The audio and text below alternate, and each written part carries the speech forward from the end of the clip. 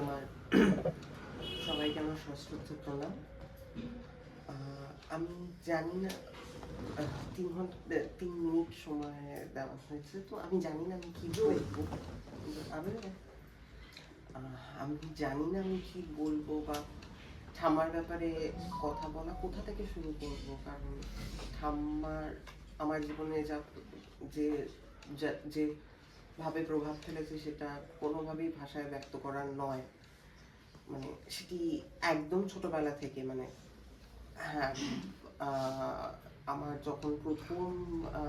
আমার চোখে রোগ ধরা পড়ে রেটিনোস্কাইসিস, তখন এটা শুনেছি, তখন আমার জ্ঞান ছিল না বা থাকতে আমার মনে নেই যে তখন যখন প্রথম কলকাতায় চিকিৎসা, যখনও জানা যায়নি যে কলকাতায় এই রোগের চিকিৎসা হয় না, এবং মেডিকেল কলেজে প্রথম ঠাম্মাই তখন ঠাম্মার মা নিয়ে গেছিল এবং ঠাম্মা খুব সারাদিন মেডিকেল কলেজে ছিল। আমার তখনও জানা যায়নি কি রোগ, সেটা এ করার সাথে বিভিন্ন ডাক্তারের সাথে কথা বলে, এবং তারপর যে জিনিসটা সব থেকে, কিন্তু তারপর থেকেই আমার দুই দাদু, আমার দাদু ঠাকুমা, আমার ছোট দাদু ছোট ঠাকুমা, সবার কাছেই এটা পেয়েছি যে এরা সব, মানে আমার দাদু ঠাকুমারা, দুই দাদু ঠাকুমাই সবসময় আশ্বাস জুগিয়েছে যে এটার ফলে আমার ছোটবেলা কোনোভাবেই আলাদা হবে না, এবং আর 5টা ছেলে মেয়ের মতোই আমারও ছোটবেলা হবে, এবং প্রতি গরমের ছুটি, প্রতি যে কোনো ছুটিতেই ছোটনের বাড়ি আসতাম, এবং আমার এখনো খুব প্রিয়, এবং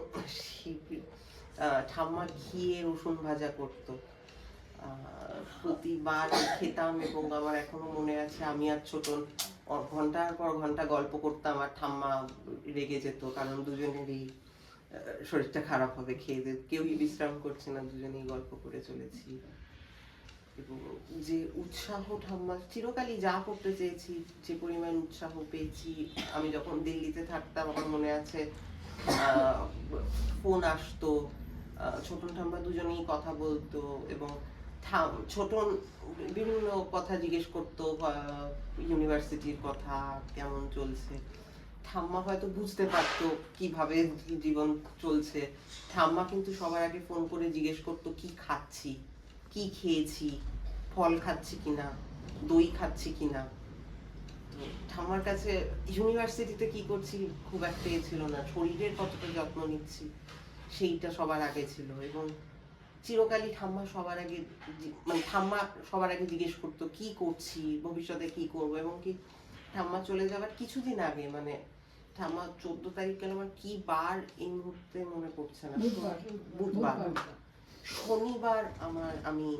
এসেছিলাম ছোটন ঠাম্মার সাথে দেখা করতে। তখনও ঠাম্মা জিজ্ঞেস করেছিল কত দূর এগোলো তোর অ্যাপ্লিকেশন, কোথায় অ্যাপ্লাই করলি, কত দূর এগোলো, কোথায় এখনো রেসপন্স পাচ্ছিস। তো সেই কোনোদিন উৎসাহের ঘাটতি অনুভব করিনি ছোটন ঠাম্মাই করার। তো এবং তারপর যেদিন প্রথম, মানে যখন প্রথম আমি শুনলাম এসে, তারপর তো ছোটনকে সেদিন বলা হয়নি, তখন আমার এই একটা কথাই মাথায় আসছিল যে, মানে, এবং সেটা আমি কামনা করি যে তাহলে আমি ভবিষ্যতে যখন প্রথম চাকরি পাবো, বা ভবিষ্যতে যাই হোক, ভবিষ্যতে যখন নিজের কেরিয়ারটুকু গড়ে তুলতে পারবো, তখন বলার কাকে থাকবে, তখন যে মানুষগুলো সব থেকে আনন্দ পেত তারা তো গত 2 বছর এক এক করে চলে যাচ্ছে, তো কাকে বলবো। আমার প্রথম ঠাম্মার খবরটা পেয়ে তখন মনে হলো যে আরেকজন চলে গেল, যে সব থেকে আনন্দ পেত খবরটা শুনে। তো সেটাই এখন এর বিষয়ে আমি ক্ষমা প্রার্থী যে এটি খুব একটা বক্তব্য বাৎসল কোনো এরকম কথা আমি বলতে পারলাম না, আমি নিজের আন্তরিক কথা বললাম, আর ছোট মেয়ে দীর্ঘায়ু কামনা করে আমি শেষ করছি। ছোট মেয়ে যাতে অনেকদিন থাকে, এবং আমার জীবনে অনেক খবর যাতে ছোট মেয়েকে দিতে পারি, আর তো সশরীরে কাউকেই খবর দেওয়ার কেউ রইল না।